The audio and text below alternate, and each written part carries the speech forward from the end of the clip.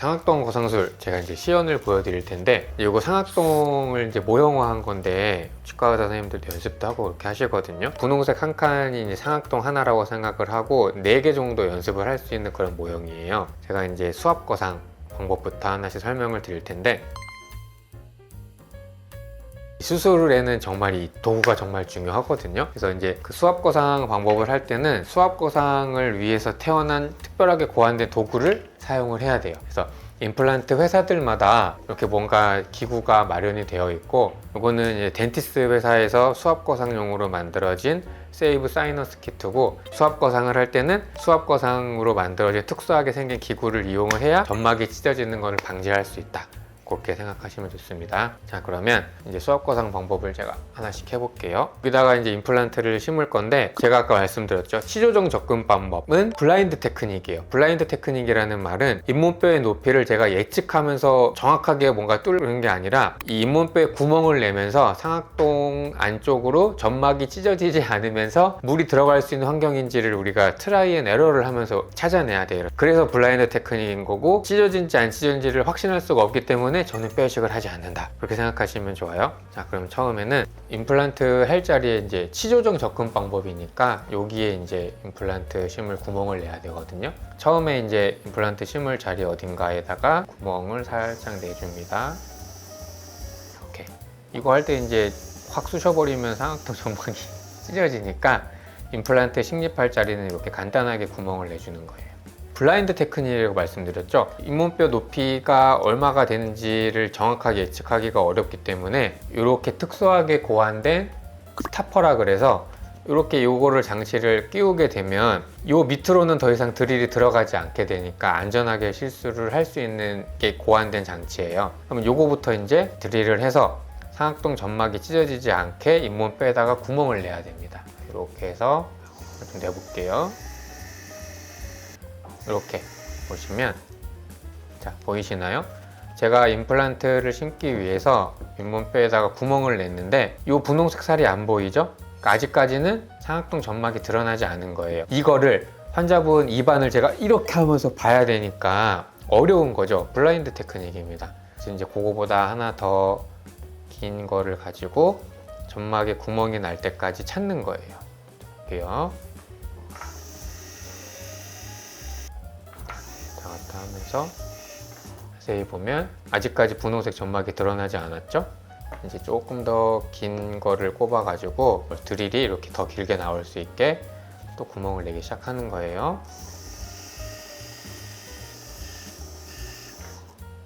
여기 안쪽을 한번 같이 볼게요. 여기에 점막에 약간 구멍이 이게 원형으로 생긴 게 보이시죠? 그러니까 상악동 점막은 찢어지지 않으면서 잇몸 뼈에는 이제 구멍이 완전히 난 거예요. 우리가 이걸 어떻게 확인할 수 있냐? 이런 기구를 이용을 해가지고 환자분 입안에다 이걸 넣어보는 거예요. 이렇게 넣어봤을 때 느낌이 훅 들어가고 뭔가 말캉말캉한 느낌이 나요. 잇몸 뼈라면 딱딱했을 텐데 뭔가 진해졌다가 기구를 빼면 연해지고 이렇게. 그러면 잇몸 뼈는 통과가 됐고 점막은 뚫리지가 않는 그런 상황이 됩니다. 그럼 여기다가 물을 쏘는 거예요. 물을 쏴서 이 분홍색 상악동 점막을 위로 걷어 올리는 거죠. 이 안쪽을 한번 보세요. 이렇게 부풀어 오르는 게 느껴지시죠? 느껴지시죠? 이상한데 보이시죠? 그 상악동이라는 공간에 있던 점막이 박리가 되고 거기에 공간이 생기는 겁니다. 이렇게. 이제 저는 임플란트를 심을 준비가 되어 있는 거예요. 이 상태에서는 상악동 점막이 찢어지지 않았으니까 환자분한테 코 풀어보세요라고 하면 침 뱉듯이 물이 그냥 쑥 흘러나오게 돼요. 이 상태가 되면 점막도 찢어지지 않고 상악동 점막도 잘 거상됐다고 판단이 되니까 이제 잇몸뼈를 조금 더 확장을 해줍니다. 왜냐면 나사가 적당한 길이가 들어가야 되니까요. 적당한 나사의 직경만큼 잇몸뼈를 이제 벌려주는 거죠. 펴주고 이렇게. 네, 점막을 이렇게 들어 올려놨잖아요. 그럼 거기 공간에 이제 임플란트 나사산이 들어간다고 생각하시면 편한데, 임플란트 올라갑니다.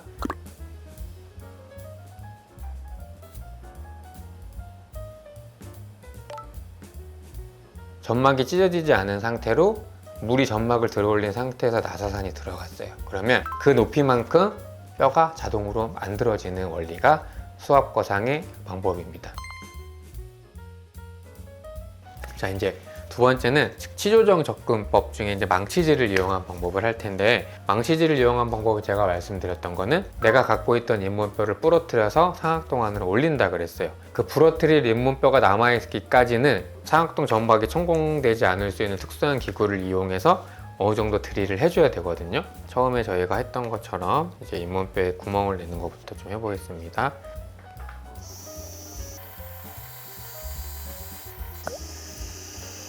잇몸뼈에다가 어느 정도 구멍을 내고, 망치질이라고 하는 이유가 실제로 망치를 쓰거든요.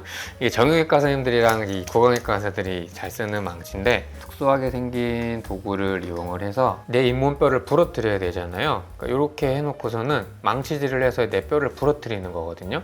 이렇게 해서 이제 망치질을 이용해서 잇몸뼈를 부러뜨립니다.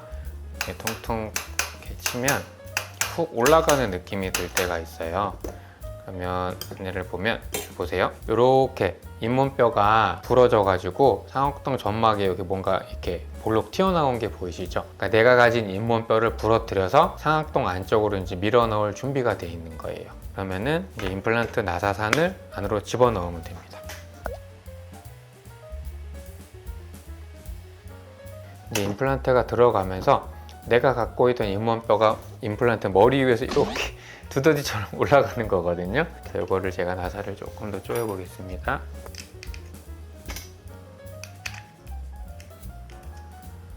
이거 좀 같이 보세요, 안에를. 네. 어떤가요? 점막이 찢어지지 않고 부러졌던 잇몸뼈가 임플란트 나사산 머리 위로 이렇게 올라오고 있어요. 이렇게.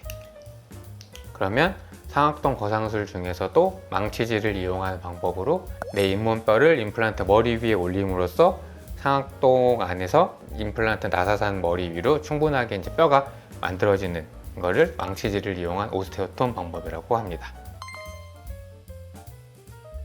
이 상악동 측방 접근법은 이 상악동 옆에 여기가 거의 광대뼈 조금 미치거든요. 여기에 이제 구멍을 윈도우 창을 내서 이제 뼈 이식을 하는 방법인데, 아까 제가 말씀드렸잖아요. 특별하게 고안된 기구를 이용을 하면은 합병증을 조금 줄일 수도 있다. 그래서 이렇게 이제 특별하게 고안된 기구들을 이용을 해서 이렇게 갈아가지고 구멍을 낼 수도 있어요. 그런데 요거 보시면 얘는 정말 평평한 플랫한 원이잖아요. 실제로 수술을 해보면 여기가 굉장히 울퉁불퉁해요. 굴곡이 져 있어서 이런 도구를 쓰기에는 굉장히 제한점이 많고, 그래서 더더욱 상악동 측방 접근법은 전통적인 방식으로 수술을 해야 결과가 되게 좋아요. 저 같은 경우는 그래서 측방 접근법을 할 때는 이런 기구를 사용하지 않습니다.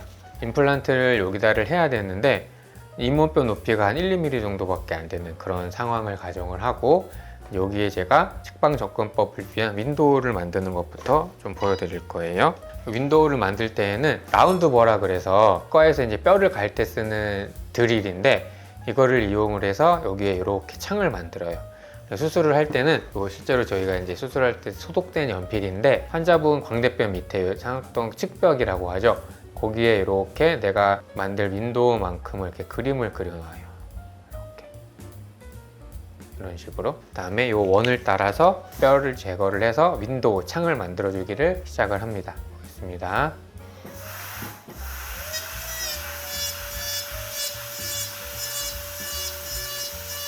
자, 이렇게 뼈를 갈아주는데, 이렇게 갈다 보면 상악동 점막이 나올 때쯤이면 여기가 푸르스름하게 바뀐다고 말씀드렸어요.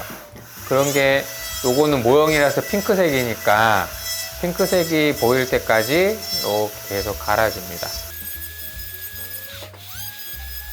그러면은 이제 핑크색이 조금씩 보이기 시작하죠. 계속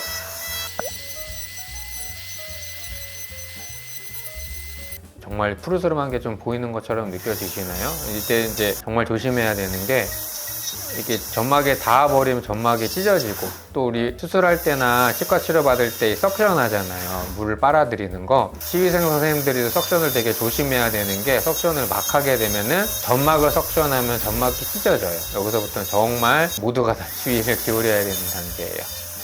여기를 이제 뼈를 한번 부러뜨려 볼게요. 자, 이런 식으로 이제 환자분 입안에서 뼈를 들어 올리게 되면 핀셋을 이제 이용을 해서 이 뚜껑을 이렇게 따줍니다. 그러면 이 상악동 점막이 이제 눈에 보이게 되고, 이 상악동 점막은 계란 삶았을 때 나오는 그 하얀색 막 있죠? 그 정도 두께가 돼요. 굉장히 조심해야 돼요. 여기서부터는. 여기서 막 이제 피가 나고 막 그렇거든요. 피위생 선생님들이 여기를 막 이제 석션을 한다고 쑥 지나갔다가 구멍이 뻥 나면 그 수리하는데 또 이제 시간이 엄청 걸리게 되고, 심하게 이게 빵꾸가 난 경우에는 수술을 다음으로 미뤄야 되는 경우도 있어요. 여기서부터도 더더욱 더 조심을 해야 되는 단계가 됩니다. 여기서는 다음부터는 또 이제 또 특수하게 고안된 기구를 이용을 하는데, 점막을 뼈에서 분리하는 기구인데 저는 요거 딱 두 종류 쓰거든요. 동그랗잖아요. 모서리 부분을 박리할 수 있는 기구예요. 점막의 어떤 얇음의 정도, 두꺼움의 정도를 이렇게 눌러보면 알 수 있거든요. 그러면은 여기를 이렇게 눌러가면서 모서리 부분을 이렇게 하면서 뼈에서 분리를 시켜주는 거예요. 이렇게. 이런 식으로.